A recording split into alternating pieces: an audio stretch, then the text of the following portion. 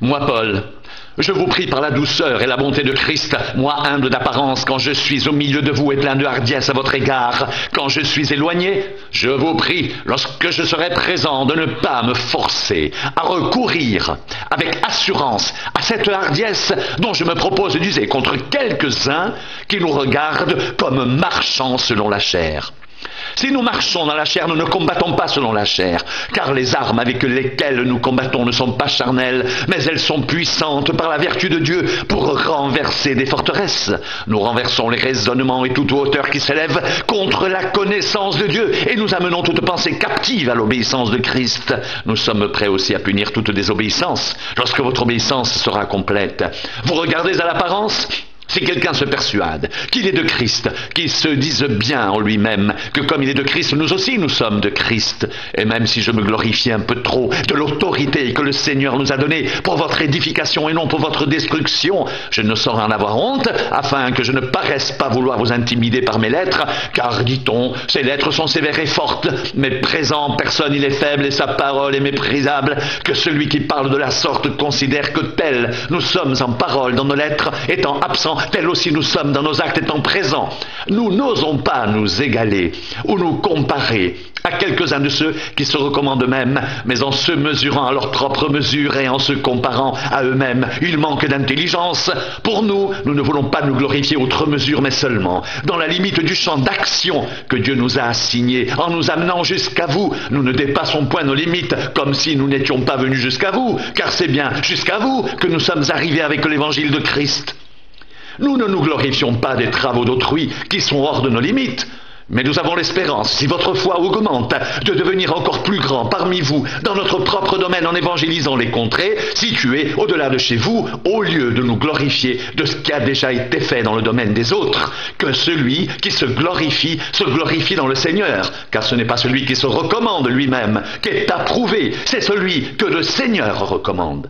Oh, si vous pouviez supporter de ma part un peu de folie, mais oui, supportez-moi, car je suis jaloux de vous, d'une jalousie de Dieu, parce que je vous ai fiancé un seul époux, pour vous présenter à Christ comme une vierge pure. Toutefois, de même que le serpent séduisit Ève par sa ruse, je crains que vos pensées ne se corrompent et ne se détournent de la simplicité à l'égard de Christ, car si quelqu'un vient vous prêcher un autre Jésus que celui que nous avons prêché, ou si vous recevez un autre esprit que celui que vous avez reçu, ou un autre évangile que celui que vous avez embrassé, vous le supportez fort bien. Or, j'estime que je n'ai été inférieur en rien à ces apôtres par excellence. Si je suis un ignorant sur le rapport du langage, je ne suis point sous celui de la connaissance, et nous l'avons montré parmi vous à tous égards et en toutes choses. Ou bien, ai-je commis un péché en m'abaissant moi-même, afin que vous soyez élevés quand je vous ai annoncé gratuitement l'évangile de Dieu? J'ai dépouillé d'autres églises en recevant d'elles un salaire pour vous servir. Et lorsque j'étais chez vous, et que je me suis trouvé dans le besoin, je n'ai été à la charge de personne, car les frères venus de Macédoine ont pourvu à ce qui me manquait. En toute chose, je me suis gardé d'être à votre charge, et je m'en garderai. Par la vérité de Christ qui est en moi, je déclare que ce sujet de gloire ne me sera pas enlevé dans les contrées de l'Achaïe. Pourquoi ? Parce que je ne vous aime pas, Dieu le sait, mais j'agis et j'agirai de la sorte pour ôter ce prétexte à ceux qui cherchent un prétexte afin qu'il soit trouvé tel que nous dans les choses dont ils se glorifient. Ces hommes-là sont de faux apôtres, des ouvriers trompeurs, déguisés en apôtres de Christ. Et cela n'est pas étonnant puisque Satan lui-même se déguise en ange de lumière. Il n'est donc pas étrange que ces ministres aussi se déguisent en ministres de justice. Leur fin sera selon leurs œuvres. Je le répète, que personne ne me regarde comme un insensé, sinon recevez-moi comme un insensé afin que moi aussi je me glorifie un peu. Ce que je dis, avec l'assurance d'avoir sujet de me glorifier, je ne le dis pas selon le Seigneur, mais comme par folie. Puisqu'il en est plusieurs qui se glorifient selon la chair, je me glorifierai aussi, car vous supportez fort bien les insensés, vous qui êtes sages. Si quelqu'un vous asservit, si quelqu'un vous dévore, si quelqu'un s'empare de vous, si quelqu'un est arrogant, si quelqu'un vous frappe au visage, vous le supportez. J'ai honte de le dire, nous avons montré de la faiblesse.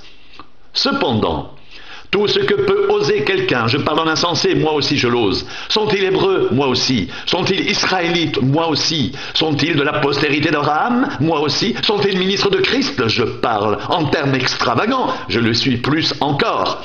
Par les travaux, bien plus. Par les coups, bien plus. Par les emprisonnements, bien plus.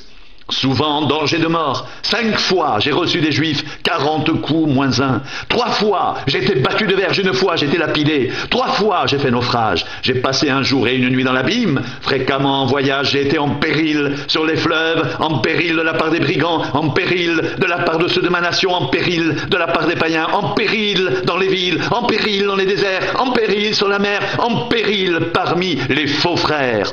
J'ai été dans le travail, dans la peine, exposé à de nombreuses veilles, à la faim et à la soif, à des jeûnes multipliés, au froid et à la nudité, et sans parler d'autre chose. Je suis assiégé chaque jour par les soucis que me donnent toutes les églises. Qui est faible? Que je ne sois faible. Qui vient à tomber? Que je ne brûle. S'il faut se glorifier, c'est de ma faiblesse que je me glorifierai. Dieu, qui est le Père du Seigneur Jésus et qui est béni éternellement, sait que je ne mens point. À Damas, le gouverneur du roi Arétas faisait garder la ville des Damascéniens pour se saisir de moi. Mais on me descendait par une fenêtre dans une corbeille le long de la muraille et j'échappais de leurs mains. Il faut se glorifier. Cela n'est pas bon. J'en viendrai néanmoins à des visions et à des révélations du Seigneur. Je connais un homme en Christ qui fut il y a 14 ans ravi jusqu'au 3e ciel. Si ce fut dans son corps, je ne sais. Si ce fut hors de son corps, je ne sais, Dieu le sait. Et je sais que cet homme, si ce fut dans son corps ou sans son corps, je ne sais, Dieu le sait, fut enlevé dans le paradis et qu'il entendit des paroles merveilleuses qu'il n'est pas permis à un homme d'exprimer. Je me glorifierai d'un tel homme, mais de moi-même, je ne me glorifierai pas, sinon de mes infirmités. Si je voulais me glorifier, je ne serais pas un insensé, car je dirais la vérité, mais je m'en abstiens, afin que personne n'ait à mon sujet une opinion supérieure à ce qu'il voit en moi, ou à ceux qui l'entendent de moi, et pour que je ne sois pas enflé d'orgueil, à cause de l'excellence de ces révélations. Il m'a été mis une écharde dans la chair, un ange de Satan, pour me souffleter et m'empêcher de m'enorgueillir 3 fois. J'ai prié le Seigneur de l'éloigner de moi. Et il m'a dit, ma grâce te suffit, car ma puissance s'accomplit dans la faiblesse. Je me glorifierai donc bien plus volontiers de mes faiblesses, afin que la puissance de Christ repose sur moi. C'est pourquoi je me plais dans les faiblesses, dans les outrages, dans les calamités, dans les persécutions, dans les détresses pour Christ, car quand je suis faible, c'est alors que je suis fort. J'ai été un insensé. Vous m'y avez contraint. C'est par vous que je devais être recommandé, car je n'ai été inférieur en rien aux apôtres par excellence, quoique je ne sois rien. Les preuves de mon apostolat ont éclaté au milieu de vous, par une patience à toute épreuve, par des signes, des prodiges et des miracles. En quoi avez-vous été traité moins favorablement que les autres églises? Sinon, en ce que je n'ai point été à votre charge, pardonnez-moi ce tort. Voici, pour la 3e fois, je suis prêt à aller chez vous, et je ne serai point à votre charge, car ce ne sont pas vos biens que je cherche, c'est vous-même. Ce n'est pas en effet aux enfants amassés pour leurs parents, mais aux parents pour leurs enfants. Pour moi, je ferai très volontiers des dépenses, et je me dépenserai moi-même pour vos âmes, en vous aimant davantage. Serais-je moins aimé de vous? Soit. Je n'ai point été à votre charge, mais en homme astucieux, je vous ai pris par ruse. Ai-je tiré du profit de vous par quelqu'un de ceux que je vous ai envoyés? J'ai engagé Tite à aller chez vous, et avec lui j'ai envoyé le frère. Est-ce que Tite a exigé quelque chose de vous? N'avons-nous pas marché dans le même esprit, sur les mêmes traces? Vous vous imaginez depuis longtemps que nous nous justifions auprès de vous. C'est devant Dieu en Christ que nous parlons. Et tout cela, bien-aimés, nous le disons pour votre édification, car je crains de ne pas vous trouver à mon arrivée tel que je voudrais, et d'être moi-même trouvé par vous tel que vous ne voudriez pas. Je crains de trouver des querelles, de la jalousie, des animosités, des rivalités, des médisances, des calomnie, de l'orgueil, des troubles. Je crains qu'à mon arrivée, mon Dieu ne m'humilie de nouveau à votre sujet et que je n'ai à pleurer sur plusieurs de ceux qui ont péché précédemment et qui ne se sont pas repentis de l'impureté, de la débauche et des dérèglements auxquels ils se sont livrés.